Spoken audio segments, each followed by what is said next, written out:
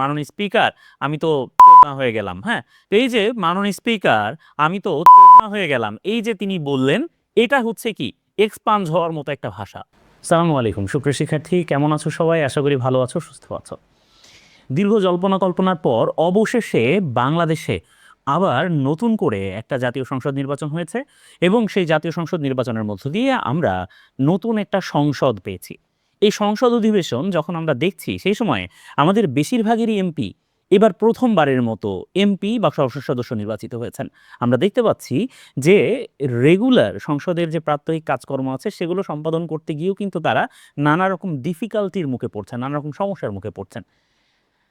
এখন জাতীয় সংসদের যে পরিভাষাগুলো আছে, যেগুলো বিভিন্ন সময় স্পিকার ব্যবহার করে থাকেন, এই যে এইমাত্র আমি স্পিকার বললাম, তাহলে স্পিকার কে হবেন, কি হবেন, এই ধরনের যত পরিভাষা আছে, হুইপ, চিফ হুইপ, হ্যাঁ, তারপর সংসদীয় নেতা, এক্সপাঞ্জ করা, ওয়াক আউট করা, এই ব্যাপারগুলো কখন ঘটে, কিভাবে হয়, ফ্লোর ক্রসিং ব্যাপারটা কি, ইত্যাদি এই ধরনের যত সংসদ সংক্রান্ত পরিভাষা আছে সেগুলো নিয়ে ভাবলাম যে সবার জন্য একটা ভিডিও বানিয়ে ফেলি।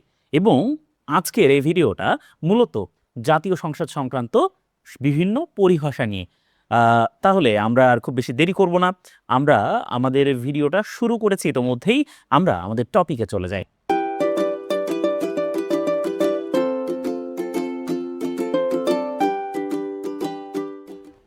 একদম প্রথমে আমরা যে সংসদীয় পরিভাষাটি নিয়ে কথা বলবো সেটি হচ্ছে হুইপ। হুইপ কারা হয়ে থাকেন? হুইপ শব্দের উৎপত্তিটা কোন জায়গা থেকে? আমরা দেখেছি হুইপ শব্দের অর্থ, মানে হুইপ তো একটা ইংরেজি শব্দ, এটির অর্থ মূলত চাবুক। তাহলে এই হুইপ শব্দের অর্থ চাবুক, তাহলে সংসদে চাবুকের কাজ কি? সংসদে চাবুকের কাজ হচ্ছে শৃঙ্খলা রক্ষা করা। প্রাচীনকালে যখন মানুষ শিকারে যেত তখন তারা শিকারে যেত যে দল নিয়ে, বিশাল শিকারী কুকুরের দল নিয়ে, তারা কি করতো? চাবুক দিয়ে বা চাবুক দিয়ে শব্দ করে জোরে চাবুক ঝাঁকিয়ে সেই পালকে একত্রিত রাখতো, যেন তারা পালটাকে নিয়ন্ত্রণ করতে পারে, হোড়টাকে নিয়ন্ত্রণ করতে পারে। তেমনিভাবে সংসদ সদস্যদের মধ্যে শৃঙ্খলা রক্ষা করা, তাদেরকে সংসদে ডেকে নিয়ে আসা, তাদেরকে সংসদে উপস্থিত রাখা এবং এবং নিজ নিজ দলের পক্ষে সংসদ সদস্যদেরকে ভোট দিতে উদ্বুদ্ধ করা, এই কাজগুলো কিন্তু হচ্ছে কার? এই কাজগুলো হচ্ছে হুইপের। হুইপ যেমন সরকারি দলে থাকেন, তেমনিভাবে হুইপ থাকেন বিরোধী দলেও। তাহলে সরকারি দলে যেমন হুইপ থাকছেন বিরোধী দলেও। প্রত্যেকটা দলেই, মানে সরকারি দল এবং বিরোধী দলে একজন করে চিফ হুইপ থাকেন এবং তার অধীনে কয়েকজন হুইপ থাকেন। এখন সরকারি এবং বিরোধী দলে উভয় দলেই একজন করে কি থাকেন? চিফ হুইপ থাকছেন। এছাড়া তাদেরকে সহযোগিতা করেন আরেকজন হুইপ। হুইপদের এই পদের জন্য তারা আলাদা কোনো সম্মানই পান না। তবে তারা তারা মূলত সংসদীয় দলনেতা যারা, সেই দলনেতার কাজে তারা সহায়তা করেন। দলীয় সদস্যদের জন্য তারা প্রয়োজনীয় যে দলিল দস্তাবেজ আছে এবং যে তথ্য আছে সেগুলো তারা সরবরাহ করেন। এছাড়া সংসদে যে সকল ঘটনা ঘটছে, দেখুন সংসদে সংঘটিত ঘটনাবলী সম্পর্কে তারা একই সাথে দলীয় নেতাদেরকে অবহিত করেন। তার মানে দলীয় নেতারা কোথায় ভোট প্রদান করবেন, সংসদে যে বিষয় ঘটছে সেগুলো নিয়ে তাদের ভিউ কি হবে, তারা কিভাবে মতামতটা দেবেন, এই ব্যাপারগুলো সাধারণত সরকার দল এবং বিরোধী দল তাদের নিজ নিজ দলের পক্ষে তারা কাজ করেন এবং নিজ নিজ দলের যে সংসদ সদস্যরা আছেন তাদেরকে অবহিত রাখেন, আপডেটেড রাখেন। এটা কিন্তু মূলত হুইপদের কাজ। তাহলে আমরা হুইপ, এই সংসদ সংক্রান্ত পরিভাষাটি জানতে পারলাম। এবার আমরা দেখব টেকনোক্র্যাট মন্ত্রী। মন্ত্রী তো নানা ধরনের হয়, মন্ত্রী হয়, প্রতিমন্ত্রী হয়, উপমন্ত্রী হয়, কিন্তু ভাই টেকনোক্র্যাট মন্ত্রী জিনিসটা কি? টেকনোক্র্যাট কি? খুব সহজ কথাই বলে দিই, যারা কোনো নির্বাচনের মাধ্যমে এমপি হননি, তাহলে এমপি নন কিন্তু মন্ত্রী, তারাই হচ্ছেন টেকনোক্র্যাট মন্ত্রী। তাহলে এমপি নন কিন্তু মন্ত্রী, তারা কি? তারাই হচ্ছেন টেকনোক্র্যাট মন্ত্রী। তাহলে টেকনোক্র্যাট মন্ত্রী কারা? যারা যারা মেম্বার অফ পার্লামেন্ট হন নাই, জনগণের ভোটে নির্বাচিত না, কিন্তু ওই মন্ত্রণালয় চালানোর জন্যে সরকার যারা গঠন করেছেন, যে দল গঠন করেছে এবং মন্ত্রণালয় যারা বন্টন করেছে, তারা মনে করছে যে আসলে ওই নির্ধারিত পদের জন্য বা ওই নির্ধারিত মন্ত্রণালয়ের জন্য, অনেকগুলো মন্ত্রণালয় আছে যেগুলো চালানোর জন্য অনেক সময় কি শিক্ষিত লোকজন বা ওই এক্সপার্টিজ আছে এমন লোকজন দরকার হয়। যেমন অর্থ মন্ত্রণালয়, সেখানে বাজেট দেওয়ার মতো গুরুত্বপূর্ণ ব্যাপার থাকে। আইন মন্ত্রণালয়ে আইন প্রণয়ন করার মতো ব্যাপার থাকে। হ্যাঁ, অনেক ক্ষেত্রে আমরা দেখি বিজ্ঞান প্রযুক্তি মন্ত্রণালয়ে সাধারণত টেক স্যাভি বা টেক সম্পর্কে সাউন্ড এরকম কোনো লোকজনকে দেয়া হয়। হ্যাঁ, তাহলে এই যে অর্থ মন্ত্রণালয়ে তো বলেছি যে বাজেট দেয়া ব্যাপার থাকে। তো এই যে বিভিন্ন মন্ত্রণালয়ে যে মন্ত্রণালয়গুলোতে সাধারণত এক্সপেরিয়েন্স লোক ওই নির্দিষ্ট বা যে সেক্টর সেই সেক্টরে যারা এক্সপেরিয়েন্স রয়েছে এরকম কাউকে সেখানে মন্ত্রী বানানো হয়। এটাই মূলত টেকনোক্র্যাট মন্ত্রীর ব্যাপার। তাহলে টেকনোক্র্যাট মন্ত্রীর বিষয়টা আমরা বুঝতে পারলাম যে রাজনীতিকের পরিবর্তে যারা টেকনিক্যাল বা প্রশাসনিক দক্ষতায় কোনো মন্ত্রণালয়ের দায়িত্ব পান তারাই হচ্ছে টেকনোক্র্যাট মন্ত্রী। তাহলে টেকনোক্র্যাট তার মানে হচ্ছে টেকনিক্যাল নলেজে যার বিশেষ দক্ষতা রয়েছে। ঠিক আছে, মন্ত্রিসভার যে সকল সদস্য সংসদে জনগণের সরাসরি ভোটে নির্বাচিত প্রতিনিধি অর্থাৎ সংসদ সদস্য না হয়েও মন্ত্রিসভায় স্থান পেয়েছেন তাদেরকে আমরা কি বলি? তাদেরকে আমরা বলি টেকনোক্র্যাট মন্ত্রী। তাহলে টেকনোক্র্যাট মন্ত্রী হচ্ছেন যারা সরাসরি সংসদ সদস্য না কিন্তু মন্ত্রিসভায় স্থান পেয়েছেন তারাই টেকনোক্র্যাট মন্ত্রী। এখন আমি কি ইচ্ছা করলে আমার সমস্ত মন্ত্রিসভায় টেকনোক্র্যাট দিয়ে ভরে ফেলতে পারবো? তার মানে আমি ঠিক কতজনকে টেকনোক্র্যাট বানাতে পারবো? সংখ্যাটা কি হবে? সংখ্যাটা হচ্ছে 1/10। তার মানে যদি আমার মোট মন্ত্রিসভার আয়তন হয়, মানে আমার মোট মন্ত্রিসভার কলেবর হয়, মোট মন্ত্রিসভার সংখ্যা হয় 50 জন, তাহলে আমি সর্বোচ্চ 5 জনকে, তার মানে 10 জনের মানে 1 ভাগ আর কি, 10 ভাগের 1 ভাগ। হ্যাঁ, 10 ভাগের 1 ভাগ, 1/10কে আমি সর্বোচ্চ কি করতে পারবো? টেকনোক্র্যাট মন্ত্রী বানাতে পারবো। তাহলে আমি টেকনোক্র্যাট মন্ত্রী বানাতে পারবো কতজনকে? 10 ভাগের 1 ভাগকে। 50 জন হলে 5 জনকে, 30 জন হলে 3 জনকে। ঠিক আছে? এভাবে আমি টেকনোক্র্যাট মন্ত্রী বানাতে পারবো। তাহলে টেকনোক্র্যাট মন্ত্রী কারা? খুব সংক্ষেপে আমরা বলবো যারা এমপি নন কিন্তু মন্ত্রী, যারা জনগণের সরাসরি ভোটে নির্বাচিত নন কিন্তু তারা কি হয়েছেন? মন্ত্রণালয়ের দায়িত্ব পেয়েছেন, তারাই মূলত টেকনোক্র্যাট মন্ত্রী। বা এরপর আমরা দেখি যে ট্রেজারি বেঞ্চ বা ফ্রন্ট বেঞ্চ কাকে বলা হচ্ছে। এখনকার যে সংসদ, সেই সংসদে সরকারি দল যেখানে বসছেন, তার মানে প্রধানমন্ত্রী, সরকারের প্রধানমন্ত্রী যেখানে বসছেন সেটা হচ্ছে ট্রেজারি বেঞ্চ। সংসদ কক্ষে সাধারণত সামনের দিকের যে আসন, একেবারে সামনের দিকের যে আসন, সেই আসনগুলোকে বলা হয় ট্রেজারি বেঞ্চ। এবং এই ট্রেজারি বেঞ্চ সবসময় থাকে স্পিকারের ডান দিকে। তাহলে কোন দিকে থাকে? সবসময় স্পিকারের ডান হাতে। ট্রেজারি বেঞ্চ থাকে স্পিকারের ডান হাতে এবং স্পিকারের বাম হাতে থাকে হচ্ছে বিরোধী দলের নেতা, উপনেতা, হুইপ এবং অন্যান্য নেতৃবৃন্দ। ঠিক আছে, ট্রেজারি বেঞ্চকে ফ্রন্ট বেঞ্চও বলা হয়। এখন এই ট্রেজারি বেঞ্চ কথাটা মূলত এসেছে ব্রিটিশ হাউস অফ কমন্স থেকে। ঠিক আছে, যেখানে ব্রিটিশ ট্রেজারির যিনি ফার্স্ট লর্ড, তার মানে যিনি প্রধানমন্ত্রী থাকেন, ওই ট্রেজারির যিনি ফার্স্ট লর্ড বা প্রধানমন্ত্রী তিনি ওইখানে বসে থাকেন। তাহলে এই ট্রেজারি বেঞ্চ বা ফ্রন্ট বেঞ্চ যেটা হচ্ছে একেবারে স্পিকার যেখানে বসে আছেন উপরে, বা স্পিকার যেখানে বসে আছেন তার ডান দিকে, আমি আবারও বলছি স্পিকার যেখানে বসছেন তার ডান দিকে থাকছে সরকার দলীয় নেতৃবৃন্দ।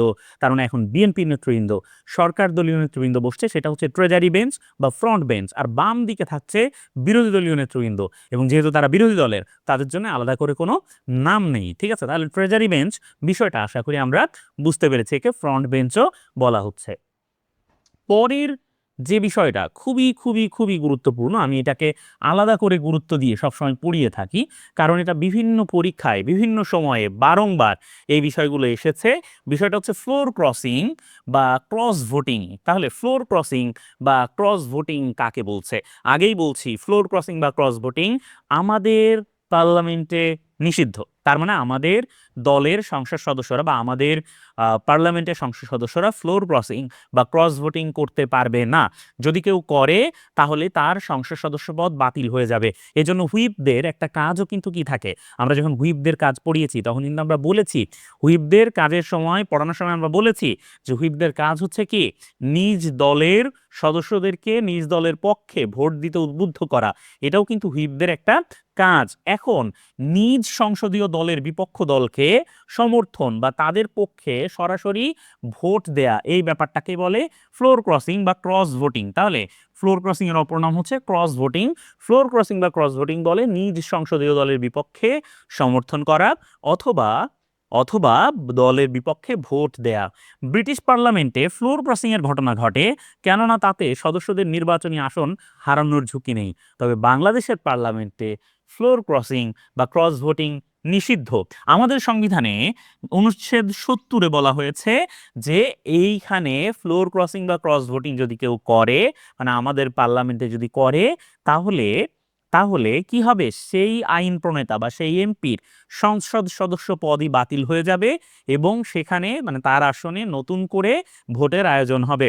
তাহলে তাহলে আমাদের সংসদে যারা আইন প্রণয়ন করতে যায়, যদি কোনো তার নিজ দল যদি তার মতের বিপক্ষে আইন প্রণয়ন করে, তাহলে সেখানেও তার হ্যাঁ ভোট দেয়া ছাড়া কোনো উপায় থাকে না, কোনো উপায় নেই, তোমাকে হ্যাঁ ভোট সেখানে দিতেই হবে। তার মানে আমার পছন্দ হোক বা না হোক, আমার আমার আসনের জন্যে বা আমার এলাকার জন্যে ওই আইন যদি সমস্যার হয় বা আমি এলাকার স্বার্থ রক্ষা করবো এবং আমার মনে হলো যে আমার দেশের জন্যে এই আইনটা ঠিক মানে স্বার্থ রক্ষা করে চলছে না, তাহলেও কিন্তু সেটা যদি আমি বিরোধিতা আমি করতে পারবো না। যদি করি তাহলে সেটা ফ্লোর ক্রসিং বা ক্রস ভোটিং হবে এবং আমার সংসদ সদস্য পদ বাতিল হয়ে যাবে। তাহলে আমরা আশা করি এই বিষয়টা বুঝতে পেরেছি যে ফ্লোর ক্রসিং বা ক্রস ভোটিং আমাদের সংসদে নিষিদ্ধ। এবং ফ্লোর ক্রসিং বা ক্রস ভোটিং মানে হচ্ছে নিজ দলের বিপক্ষে গিয়ে বিরোধী দলকে বা অন্য দলকে ভোট দেয়া। আমি বিরোধী দলের হলে আমি সংসদ সদস্যের পক্ষে ভোট দিতে মানে সরকারি দলের পক্ষে ভোট দিতে পারবো না। আবার যদি আমি সরকারি দলের হয়ে থাকি তাহলে আমি বিরোধী দলের পক্ষে বা সরকারি দলের বিপক্ষে আমি আমার ভোটাধিকার প্রয়োগ করতে পারবো না। এটা হচ্ছে বিষয়। এটাই ফ্লোর ক্রসিং বা ক্রস ভোটিং এর ব্যাপার, যেটা হরহামেশা ইংল্যান্ডে দেখা যায়, কিন্তু আমাদের দেশে সেটা আসলে খুব একটা দেখা যায় না, কারণ নিষেধ। সংসদে বেসরকারি দিবস, বেসরকারি দিবস কাকে বলে? সংসদে বৃহস্পতিবার, প্রত্যেক বৃহস্পতিবার মানে যখনই সংসদ অধিবেশন বসে তার মধ্যে বৃহস্পতিবারগুলো এভরি থার্সডে বেসরকারি সদস্যদের কার্যাবলী প্রাধান্য পায়, মানে বিরোধী দলীয় সদস্যদের কার্যাবলী প্রাধান্য পায়। এই জন্য বৃহস্পতিবারকে বলে সংসদে বেসরকারি দিবস। তাহলে বেসরকারি দিবস কোনটা? বেসরকারি দিবস হচ্ছে বৃহস্পতিবার, যেদিনটা সংসদে বিরোধী দলীয় সদস্যদের কার্যাবলীকে প্রাধান্য দেয়া হয়, এই জন্য এই দিনটাকে বলে বেসরকারি দিবস। এরপর আমরা দেখি বিল কাকে বলে। বিল, বিল হচ্ছে যখন একটা আইন প্রণয়নের উদ্দেশ্যে তোলা হয় তখন সেটা তাকে বিল। তাহলে যখনই কোনো একটা আইন প্রণয়নের জন্য আমি উপস্থাপন করব তখন সেটা হবে কি? বিল। তাহলে বিল হচ্ছে আইনের খসড়া বা প্রস্তাব। বিল হচ্ছে কি? আইনের খসড়া বা প্রস্তাব। তাহলে যে কোনো বিল মানে যে কোনো আইন সেটা প্রণয়নের উদ্দেশ্যে সংসদে উত্থাপন করার পরে সেটা পাশ হওয়ার আগ পর্যন্ত সেটা বিল থাকে। তাহলে সংসদে আনীত প্রত্যেকটি প্রস্তাব এটাই কিন্তু বিল আকারে উত্থাপিত হয়। বিল দুই প্রকার হয়, একটা হচ্ছে সরকারি বিল আর একটা হচ্ছে বেসরকারি বিল। তার মানে কি? সরকারি বিল কোনগুলো? যেটা সরকারি দল উত্থাপন করছে। আর বেসরকারি দল কি? মানে বেসরকারি বিল কি? যেটা বেসরকারি দল উত্থাপন করছেন না। দুটোর মধ্যে কিন্তু তফাৎ রয়েছে। সরকারি বিল হচ্ছে যেটা একজন মন্ত্রী উত্থাপন করবেন। তাহলে একজন মন্ত্রী যেটা উত্থাপন করেন সেটা হচ্ছে কি? সরকারি বিল। আর অন্য যে কোনো সংসদ সদস্য যে প্রস্তাব উত্থাপন করবেন বা যে খসড়া আইন উত্থাপন করবেন বা খসড়া প্রস্তাব উত্থাপন করবেন সেটা কি হবে? বেসরকারি বিল হবে। কি হবে? বেসরকারি বিল হবে। শুধুমাত্র মন্ত্রী উত্থাপিত বিল হচ্ছে কি? সরকারি বিল। আর যত বিল হবে সব বিল হচ্ছে বেসরকারি বিল। শুধুমাত্র মন্ত্রী উত্থাপিত বিল হচ্ছে সরকারি বিল। ঠিক আছে? আইনে পাশ হওয়ার আগ পর্যন্ত এটা বিল, পাশ হয়ে গেলেই সেটা আইন। তাহলে প্রণয়নের উদ্দেশ্যে সংসদে আনীত প্রস্তাব সেটা হচ্ছে কি? বিল। প্রণয়নের উদ্দেশ্যে সংসদে আনীত প্রস্তাব হচ্ছে বিল। ওকে, এইবার আমরা চলে যাই আমাদের পরের যে পরিভাষা আছে সেটা হচ্ছে ওয়াকআউট। আমরা আমাদের এই সংসদে একদম প্রথম অধিবেশনে আমরা কি করেছি? একটা ওয়াকআউট দেখেছি, তাই না? আমাদের এই সংসদ প্রথম অধিবেশনই বেশ ঘটনাবহুল ছিল। সেখানে যখন আমাদের রাষ্ট্রপতি, তাই না, শাহাবুদ্দিন চুপ্পু উনি যখন বক্তব্য দিতে এসেছেন, যেহেতু জুলাইয়ে ওনার ভূমিকা ছিল, তো এটা আমরা সবাই দেখেছি। যাই হোক, তো এই বিষয়গুলো নিয়ে যখন কথাবার্তা হয়েছে তখন তার বক্তব্য প্রদানের প্রতিবাদে আমরা দেখেছি আমাদের যে বিরোধী দলীয় যে সংসদ সদস্য আছেন বা বিরোধী দলীয় জোট যারা, তারা কিন্তু সেখান থেকে পদত্যাগ করেছেন, মানে তারা ওয়াকআউট করেছেন। হ্যাঁ, তাহলে ওয়াকআউট জিনিসটা কি? ওয়াকআউট হচ্ছে সংসদ অধিবেশন চলাকালীন সময়ে, হ্যাঁ, মানে যে কোনো জায়গায়, শুধু সংসদ অধিবেশন না, যে কোনো অনুষ্ঠান থেকে, সভা কর্মস্থল, হ্যাঁ, সেটা যে কোনো জায়গা হইতে পারে, মিটিং হইতে পারে, সংসদ হতে পারে, অনুষ্ঠান হতে পারে, সেখান থেকে অসন্তোষ, প্রতিবাদ বা ভিন্নমত প্রকাশের উদ্দেশ্যে, তাহলে আমি অসন্তুষ্ট, আমি বের হয়ে আসতে পারি, প্রতিবাদ জানানোর জন্য বের হয়ে আসতে পারি, ভিন্নমত রয়েছে সেটা প্রকাশ করার জন্য আকস্মিকভাবে দলবদ্ধভাবে বেরিয়ে যাওয়ার একটা প্রক্রিয়া, যেটি সাধারণত বিরোধী দলের সংসদ সদস্যরা সরকারি কোনো সিদ্ধান্ত কিংবা স্পিকারের রুলিংয়ের প্রতিবাদে সংসদ থেকে বের হয়ে আসেন। সরকারি দলের সদস্যরা ওয়াকআউট করতে পারেন। সংসদীয় গণতন্ত্রে ওয়াকআউট সদস্যদের অধিকার বলে স্বীকৃত। তাইলে ওয়াকআউট হচ্ছে সংসদীয় গণতন্ত্রের সদস্যদের অধিকার। সদস্যরা যদি কোনো বিষয়ে যদি নাখোশ হয়ে থাকেন তাহলে তারা কিন্তু কি করতে পারেন, এই ওয়াকআউট তারা করতে পারবেন। তাহলে ওয়াকআউট যে ব্যাপারটা, যেটা আমরা এবার আমাদের সংসদে একদম প্রথম অধিবেশনেই দেখেছি, রাষ্ট্রপতির ভাষণ দেওয়ার প্রতিবাদে দেখেছি, সেটি কিন্তু সদস্যদের অধিকার বলে, মানে সংসদ সদস্যদের অধিকার বলে সেটা স্বীকৃত। কারণ আমার পছন্দ হয়নি যে ব্যাপারটা সংসদে হয়েছে, তাহলে যদি আমি সেখানে গালিগালাজ করি তাহলে বিষয়টা কি হয়, এক্সপাঞ্জ করা হয়, তাই না? আরো নানা রকম ঘটনা ঘটে। আচ্ছা, এইবার দেখো বয়কট। বয়কট বয়কট এই কথাটায় একটা আলাদা বিশাল একটা আম, ব্যাখ্যার দাবি রাখে। তবে বয়কট নিয়ে আমরা অন্য কোনো ভিডিওতে, মানে বয়কট কথাটা কোত্থেকে আসলো, কিভাবে আসলো, এটা নিয়ে আমরা অন্য কোনো ভিডিওতে বিস্তারিত আমরা আলাপ করব। আজকে বয়কট তো আমরা জানি, বয়কট শব্দের অর্থ হচ্ছে বর্জন করা। আর যদি সংসদীয় পরিভাষা এখানে ব্যবহার করা হয় তাহলে সংসদ বয়কট মানে হচ্ছে সংসদ বর্জন করা। তাহলে সংসদ বর্জন করা হচ্ছে কি, বয়কট করা। বয়কট করা কি, সংসদ বর্জন করা হচ্ছে বয়কট করা। সংসদ সদস্যগণ সুনির্দিষ্ট দাবিতে অথবা স্পিকারের কোনো সিদ্ধান্ত মত বা রুলিং এর প্রতিবাদে কিংবা সরকারের বিরুদ্ধে বিরোধী দলের আন্দোলনের ভিত্তিতে সংসদের অধিবেশনে বর্জন করতে পারেন। তাহলে আমরা বলছি বয়কট হচ্ছে কি, পুরো অধিবেশন আমরা গেলাম না, ঠিক আছে, আমরা সেখানে উপস্থিত হলাম না, আমরা ঘোষণা দিয়ে বললাম যে আমরা উপস্থিত হব না, এটা হচ্ছে বয়কট বা বর্জন করা। ঠিক আছে, আইন করে একটা, এই যে বাংলাদেশের যে ট্রান্সপারেন্সি ইন্টারন্যাশনাল আছে না, ট্রান্সপারেন্সি ইন্টারন্যাশনাল যেটা সদর দপ্তর হচ্ছে জার্মানিতে, গুটেনবার্গে, সেই জার্মানি যে ট্রান্সপারেন্সি ইন্টারন্যাশনালের যে বাংলাদেশের শাখা ট্রান্সপারেন্সি ইন্টারন্যাশনাল বাংলাদেশ, তারা কি করেছে, তারা একটা সুপারিশ করেছে। এই সুপারিশে তারা বলেছে যেহেতু সংসদ অধিবেশন অত্যন্ত ব্যয়বহুল, একটা সংসদ অধিবেশন অত্যন্ত ব্যয়বহুল, সুতরাং একটা সংসদ অধিবেশনে যদি বসে সেখানে প্রত্যেক মিনিটে বলা হয় 2 লাখ টাকা করে খরচ হচ্ছে, তাই না? তাহলে প্রত্যেক মিনিটে যেটা মেইনটেনেন্স ব্যয় হচ্ছে 2 লাখ টাকা, এরকম একটা জায়গায় যদি অধিবেশন বসে আর সেটা যদি কেউ বর্জন করে তাহলে সেখানে রাষ্ট্রীয় অর্থের বিপুল অপচয় সেখানে হয়ে থাকে।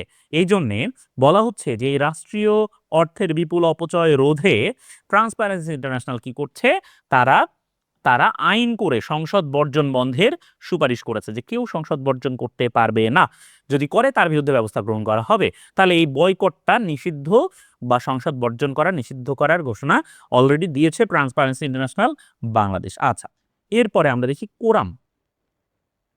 কোরাম কথাটা বিভিন্ন জায়গায় আলাপ আলোচনা হয়ে থাকে, এটা রাজনৈতিক দলে, বন্ধু বান্ধবের মধ্যে, বিভিন্ন জায়গাতে কোরাম কথাটা আলোচিত হয়, তাই না? কোরাম কি?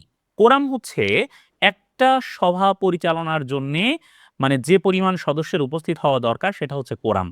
কোরাম সংখ্যা সাধারণত প্রত্যেকটা জায়গায় 1/5 হয়ে থাকে, তার মানে 5/1 ঠিক আছে, তার মানে আমাদের সংসদ সদস্য যদি 300 জন হয়ে থাকেন, আমাদের সংসদ সদস্য যদি 300 জন হয়ে থাকেন, তাহলে 300 জনের মানে 5/1 মানে হচ্ছে কমপক্ষে সেখানে কতজন, 60 জন সেখানে উপস্থিত হবেন। এইটা হচ্ছে আমাদের কোরাম সংখ্যা। তাহলে আমাদের কোরাম সংখ্যা হচ্ছে 60 জন। যদি সংসদ অধিবেশন চলাকালে কমপক্ষে মানে 60 জন সংসদ সদস্য যদি উপস্থিত না থাকেন তাহলে সেই সংসদ অধিবেশন বসবে না, বা বসলেও যখনই সংসদে 60 মানে 60 জনের চেয়ে কমে যাবে সংসদ সদস্য, তখন স্পিকার সবার মনোযোগ আকর্ষণের জন্য হুইপদেরকে বলবেন যে আপনার দলের সদস্যদেরকে ডেকে নিয়ে আসেন। তারপরেও যখন হবে না তখন স্পিকার ঘন্টি বাজাবেন, বাজিয়ে সংসদ সদস্যদের দৃষ্টি তিনি আকর্ষণ করবেন। হ্যাঁ, এভাবে করে 3বার তিনি ঘন্টি বাজাবেন, তাতেও যদি সংসদে 60 জন সদস্য উপস্থিত না হয় কমপক্ষে, তাহলে ওই দিনকার সংসদে কোরাম হয়নি বলে ধরে নেওয়া হবে এবং সংসদ অধিবেশন মুলতবি ঘোষণা করা হবে। তাহলে সংসদ অধিবেশন বসতে এবং সংসদ অধিবেশন রান করতে ন্যূনতম যে সংখ্যা লাগে সেটি হচ্ছে সংসদে কোরাম। তাহলে কোরামের বিষয়টি আশা করি আমাদের কাছে স্পষ্ট হয়েছে। এরপরে আমরা দেখি স্পিকার কি। স্পিকার স্পিকার তো আমরা জানি সংসদে যে কথাটি সবচেয়ে বেশি উচ্চারিত হয় সেটি হচ্ছে মাননীয় স্পিকার, তাই না? কাজেই সবাই স্পিকারকে তেল দিতে চান। কারণ কি? কারণ স্পিকারের হাতে থাকে কোন সংসদ সদস্য কতটুকু সময় পাবেন কথা বলার জন্য সেটি নির্ধারণ করে দেওয়ার ক্ষমতা, সময় বাড়িয়ে কমিয়ে দেওয়ার ক্ষমতা, এই বিষয়গুলো স্পিকারের কাছে থাকে। স্পিকার হচ্ছেন সভাধ্যক্ষ বা সভার প্রধান। বাংলাদেশের জাতীয় সংসদে যে সভা চলে, যে অধিবেশন চলে, সেই অধিবেশনের পরিচালক বা প্রিজাইডিং অফিসার হচ্ছেন স্পিকার।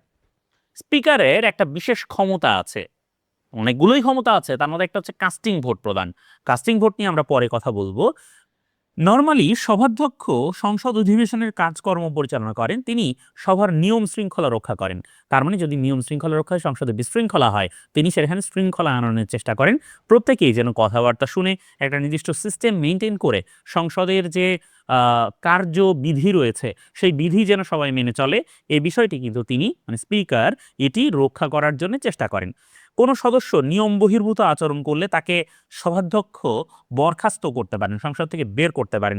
অধিবেশনে কোন বিষয়টি নিয়ে আলোচনা হবে, আলোচনার বিষয়বস্তু সভাধ্যক্ষ স্থির করেন। তার মানে স্পিকার স্থির করেন যে আজকের অধিবেশনে কোন বিষয় নিয়ে আলোচনা হবে বা হতে পারে, এই বিষয়টি সভাধ্যক্ষ নির্ধারণ করে দেন। তাহলে জাতীয় সংসদের সভা পরিচালক বা প্রিজাইডিং অফিসার হচ্ছেন স্পিকার, যিনি কাস্টিং ভোট প্রদানের ক্ষমতা রয়েছে। কাস্টিং ভোট কি জিনিস সেটা আমরা একটু পরে দেখব। আশা করি আমরা স্পিকারের বিষয়টি বুঝতে পেরেছি। এই যে এখন কাস্টিং ভোট, স্পিকারের বিশেষ ক্ষমতা। স্পিকারের বিশেষ ক্ষমতা কি? Casting vote. সংসদে আমরা দেখলাম কি হয়েছে, আওয়ামী লীগ আর বিএনপি বা বিএনপি জামাত, এখন বিএনপি জামাত দুই পক্ষই ভোটাভুটি করেছে। ভোটে হ্যাঁ না ভোট বা ভোটাভুটিতে দেখা গেছে দুই পক্ষের ভোটই সমান। যদি এমন হয় যে দুই পক্ষের ভোটই সমান, তখন স্পিকার কি করেন, তার আসন থেকে নেমে স্পিকার ৭৬ মানে সংবিধানের ৭৬ অনুচ্ছেদের ৪ নম্বর দফা, যেটা হচ্ছে কার্যপ্রণালী বিধি ও কমিটির বিষয়ে স্পিকারের ক্ষমতা, সেখান থেকে তিনি ভোটাধিকার প্রয়োগ করেন। এভাবে তিনি হ্যাঁ অথবা অথবা না এটাকে তিনি জয়যুক্ত করতে হেল্প করেন, মানে যে পক্ষে তিনি ভোট দেন তিনি অচল অবস্থা নিরসন করেন এই কাস্টিং ভোটের মাধ্যমে। তাহলে অচল অবস্থা নিরসনে স্পিকারের প্রদত্ত ভোট যেটি, সেটি হচ্ছে কি? Casting vote. তাহলে অচল অবস্থা নিরসনে স্পিকারের প্রদত্ত ভোট হচ্ছে কি? Casting vote. আমরা আশা করি বিষয়টা ধরতে পেরেছি, কাস্টিং ভোটের বিষয়টা আশা করি আমরা ধরতে পেরেছি। এখন এক্সপাঞ্জ কি জিনিস? এক্সপাঞ্জ সাধারণত দেখা যায় যে সংসদের কিছু নির্ধারিত ভাষা রয়েছে। এখন ভাষার তো নিশ্চয়ই তালিকা নেই, বা ভাষার তো আর ওইরকম আহ, কি বলে মানে কোনো গতি প্রকৃতি হয় না। কিন্তু কিছু ভাষা আছে যেগুলো আমরা বলতে পারি না বা বলা উচিত না। হ্যাঁ, যেমন আমাদের মরহুম সালাউদ্দিন কাদের চৌধুরী সাহেব ছিলেন, হ্যাঁ, বিএনপির সংসদ সদস্য, বারবার মোটামুটি ৬ বার বা ৭ বার উনি সংসদ সদস্য নির্বাচিত হয়েছেন চট্টগ্রাম থেকে। এবং উনি সংসদে বেশ বিখ্যাত ছিলেন। উনার বহু বক্তব্য সংসদে এক্সপান্স করা হয়েছে, মানে কার্যতালিকা থেকে বাদ দেওয়া হয়েছে। হ্যাঁ, যে সে ভাষাগুলোকে বলা হয়েছে অসংসদীয় ভাষা। যেমন তিনি একবার বলেছিলেন যে মাননীয় স্পিকার আমি তো না হয়ে গেলাম। হ্যাঁ, তো এই যে মাননীয় স্পিকার আমি তো না হয়ে গেলাম, এই যে তিনি বললেন, এটা হচ্ছে কি? এক্সপাঞ্জ হওয়ার মতো একটা ভাষা। যদি কোনো সংসদ সদস্য এই ধরনের ভাষা ব্যবহার করেন যে তিনি এইটা হয়ে গেলেন বা ওইটা হয়ে গেলেন, এই ধরনের ভাষা যদি তিনি ব্যবহার করেন, তাহলে স্পিকার কি করতে পারেন? সেটা এক্সপাঞ্জ করতে পারেন। এবং এটা হচ্ছে কার্যপ্রণালী ৩০৭ নাম্বার বিধি। এই বিধি অনুযায়ী সেই অসংসদীয় ভাষা বাতিল করা এবং ওই দিন সংসদের কার্যপ্রণালী থেকে, মানে সংসদের কার্যতালিকা থেকে, বা ওই যে কথাটা সংসদে হয়েছে সেটা সংসদ থেকে বাদ দেয়া হয়। ঠিক আছে? সংসদের ওই কার্যবিবরণী থেকে বাদ দেয়া হয়, সেটা আর থাকে না। ঠিক আছে? তাহলে এই হচ্ছে সংসদীয় ভাষা, অসংসদীয় ভাষা এবং এক্সপাঞ্জ করার মতো ব্যাপারগুলো। তাহলে আমরা আশা করি সংসদের বেশ কিছু গুরুত্বপূর্ণ পরিভাষা আজকে জানলাম। আর কোনো গুরুত্বপূর্ণ পরিভাষা যদি আমার মনে আসে, অবশ্যই আমি সেটা আরও কিছু ভিডিওতে জানিয়ে দেওয়ার চেষ্টা করব। সংসদ সংক্রান্ত বিষয়গুলো আমরা আলোচনা করব। রাষ্ট্রপতির অভিশংসন নিয়ে কথা হচ্ছে, অভিশংসন নিয়েও আমরা আশা করি খুব দ্রুতই কোনো ভিডিও আমরা বানাবো, যেটাতে রাষ্ট্রপতির অভিশংসন নিয়ে কথাবার্তা বলা হবে। পৃথিবীর বিভিন্ন দেশের রাষ্ট্রপতির অভিশংসনের ঘটনাবলী সেখানে আমরা উল্লেখ করব। তো আশা করি যে তোমরা সবাই জানার সাথে থাকবে, পড়ার সাথে থাকবে, জ্ঞানের সাথে থাকবে, এবং এবারকার সংসদ অধিবেশনটি নিঃসন্দেহে অন্যান্য বারের সংসদ অধিবেশনের চেয়ে অনেক বেশি ইন্টারেস্টিং হতে যাচ্ছে। কাজে সেদিকেও তোমরা চোখ রাখবে। জ্ঞানের মাধ্যমে মুক্তি আসুক, আলো আসুক, মানুষের মধ্যে সচেতনতা আসুক, এই প্রত্যাশা রইল। কুইক জিকে উইথ সাকিবের পক্ষ থেকে সবাইকে শুভকামনা।